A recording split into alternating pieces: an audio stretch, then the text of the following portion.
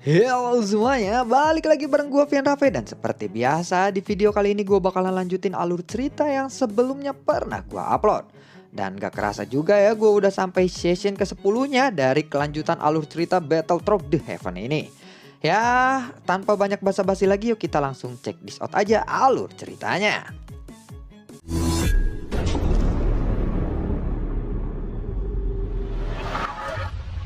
Di episode sebelumnya, setelah Xiaoyan memasuki ke dasar lautan yang lebih dalam, dia harus menaiki Raja Ikan Hitam. Karena Raja Ikan Hitam ini memiliki ketahanan panas yang sangat kuat.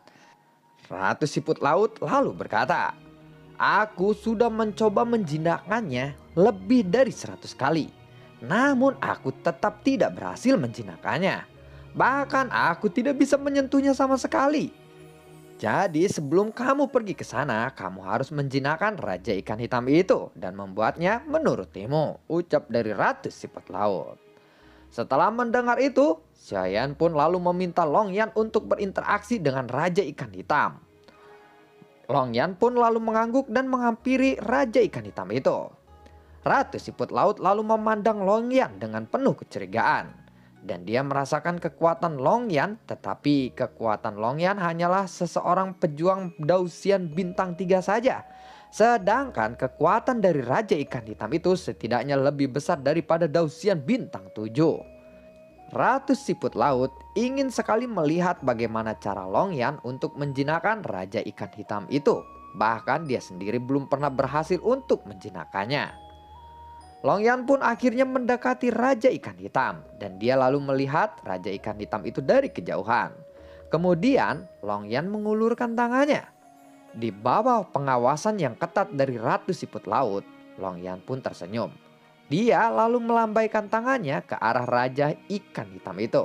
Dan kemudian dia lalu berkata, "Kemarilah nak, kom tu papa," ucap dari Longyan. "Hah?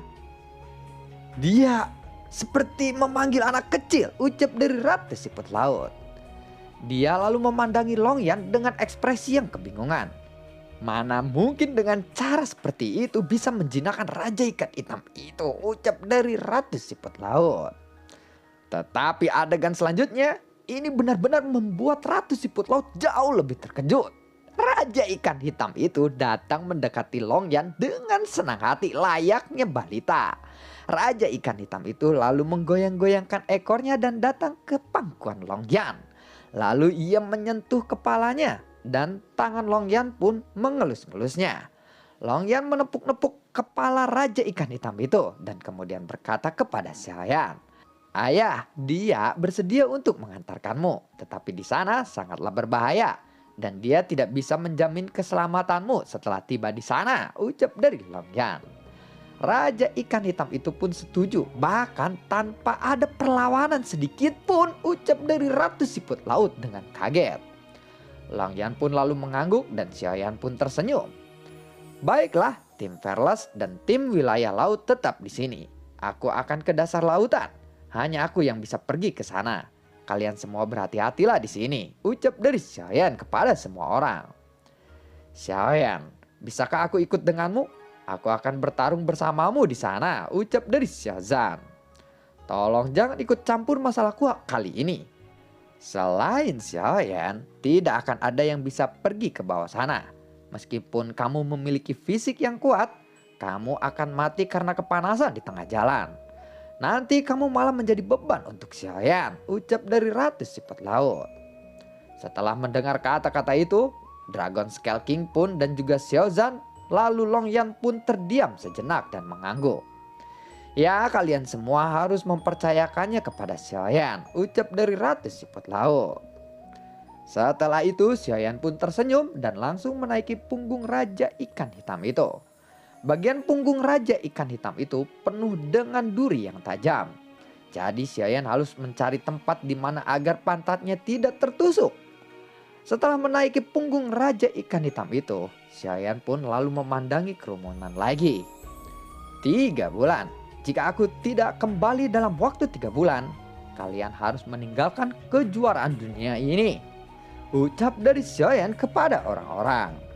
Lalu Xiaoyan pun langsung pergi ke bawah lautan.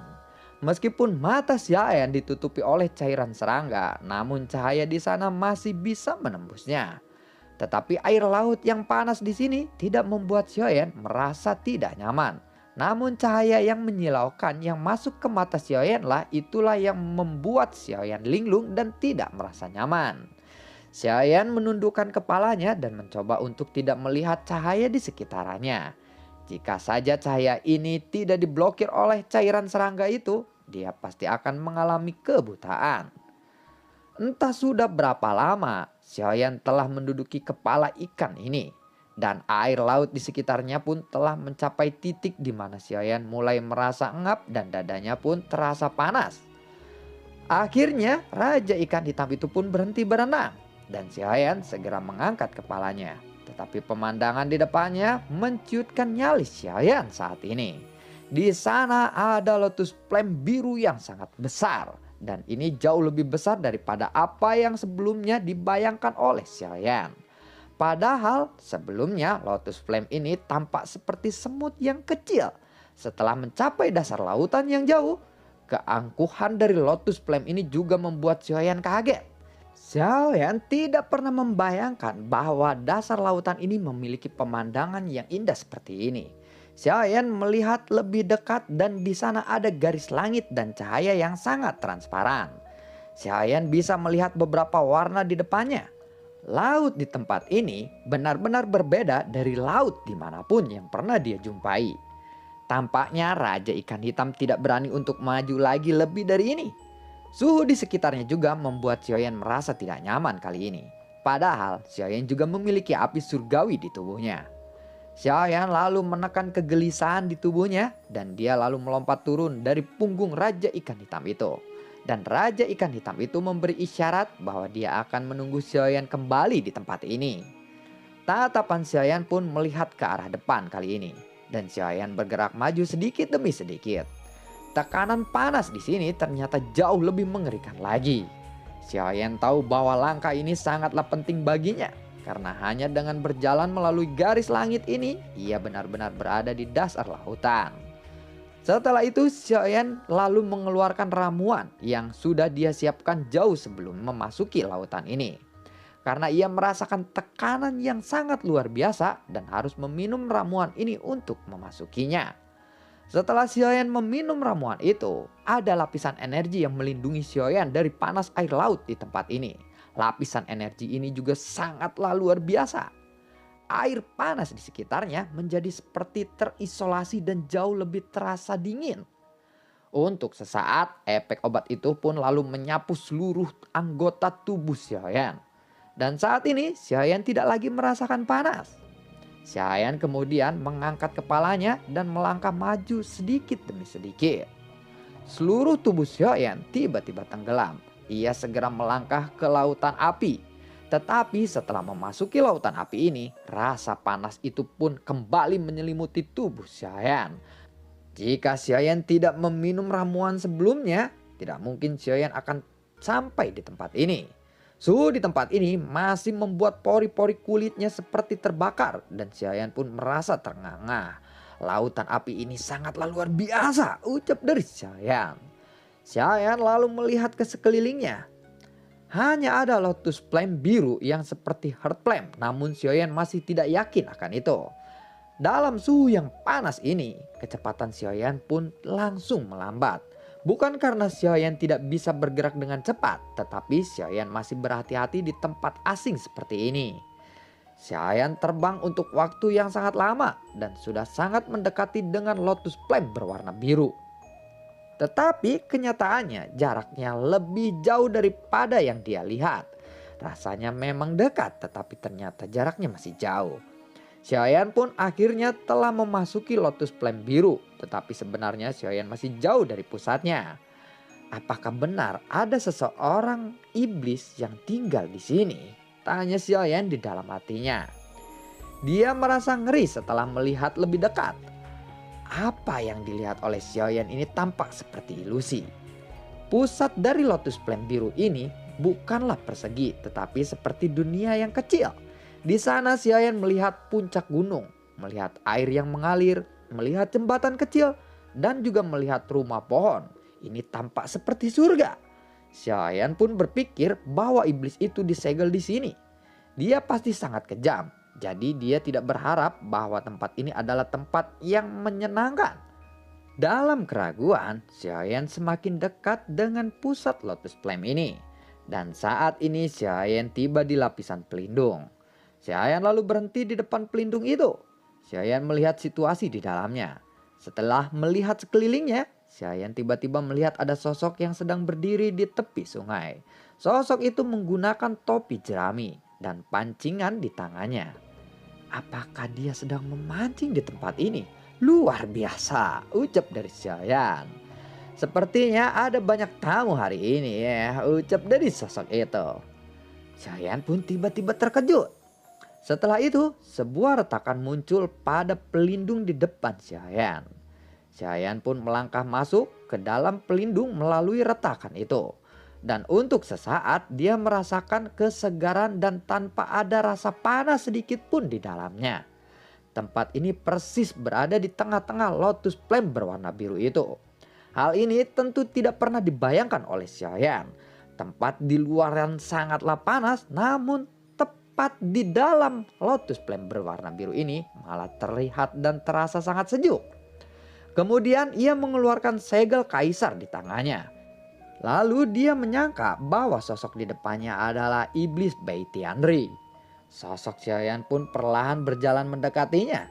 Sosok ini berdiri di tepi sungai melihat ke arah Xiaoyan. Saat Xiaoyan memegang segel di tangannya, dalam hatinya dia lalu bergumam, "Brengsek, aku terlalu terburu-buru pergi ke sini. Hingga aku lupa menanyakan cara untuk menggunakan benda ini," ucap dari Xiaoyan di dalam hatinya. "Apakah kamu melihat bukit-bukit kecil di sebelahmu itu?" tanya dari sosok itu kepada Xiaoyan. Di sana terlihat ada sekitar 7 atau 8 gundukan tanah yang ditunjuk sebagai bukit oleh sosok itu. "Gundukan tanah itu adalah kuburan," ucap dari sosok itu kembali.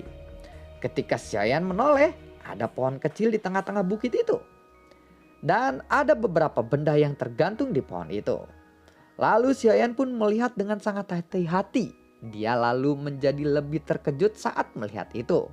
Benda yang tergantung di pohon ini sebenarnya adalah segel Liu Kuan. Sama seperti segel yang ada di tangan Xiaoyan saat ini. Ada 8 segel tergantung di sana. Ratu Siput Laut sudah berkata sebelumnya bahwa totalnya ada 9 segel.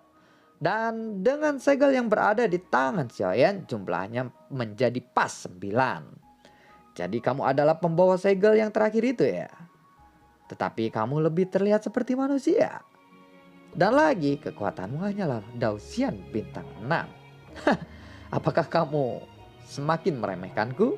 Anak muda, apakah kamu tahu cara memancing? Tanya dari sosok itu sambil tersenyum. Setelah mendengar itu, Xiaoyan pun akhirnya berdiri dengan bodohnya pada saat ini. Dia menggelengkan kepalanya seolah-olah dia tidak memahaminya. "Gantungkan segel di tanganmu itu pada pohon itu.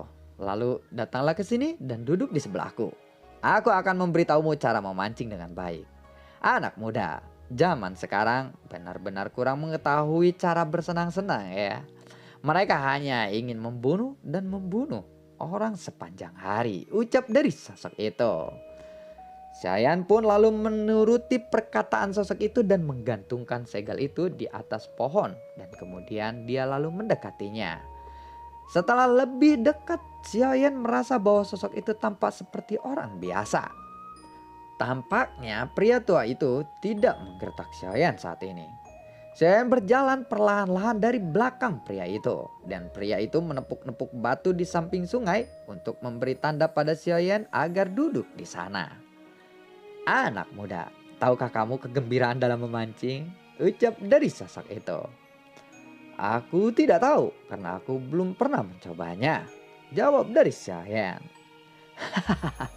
"Kegembiraan dalam memancing adalah kamu tidak akan pernah tahu apa yang akan kamu dapatkan. Apakah itu ikan kecil atau besar? Mungkin juga kamu akan mendapatkan udang. Memancing itu penuh dengan kejutan dan harapan di hatimu. Ini merupakan sesuatu yang penuh sukacita. Kamu tidak pernah bisa menebak apa yang kamu dapatkan. seperti ceritanya soal iblis di mulut mereka. Bukankah ini penuh dengan kejutan? Ucap dari pria itu. Dia lalu memandang ke arah Xiaoyan sambil tersenyum. Lalu Xiaoyan pun berkata, Anda tidak terlihat seperti apa yang orang-orang bicarakan di luar sana. Malah sebaliknya, Anda terlihat seperti orang yang menikmati berkat surga dan bumi. Sepertinya kamu sudah paham soal memancing, tetapi kamu tidak menyadarinya, ucap dari pria itu. Ketika Xiaoyan mendengar kata-kata itu, Xiaoyan segera mengerti bahwa iblis Bei Tianri ini tidak disegel di sini, tetapi dialah yang bersedia untuk tinggal di sini. Segel yang disebut itu hanyalah sebuah hoak yang disebarkan di luaran sana. Senior, mengapa kamu ingin membunuh nenek moyang siput laut itu? Tanya dari Xiaoyan. Membunuh? Kesenanganku hanyalah memancing. Tanganku ini tidak ternoda oleh darah. Kematian mereka bukan disebabkan olehku, ucap dari pria itu. Benarkah? Kalau begitu siapa yang membunuhnya? Tanya dari Xiaoyan lagi.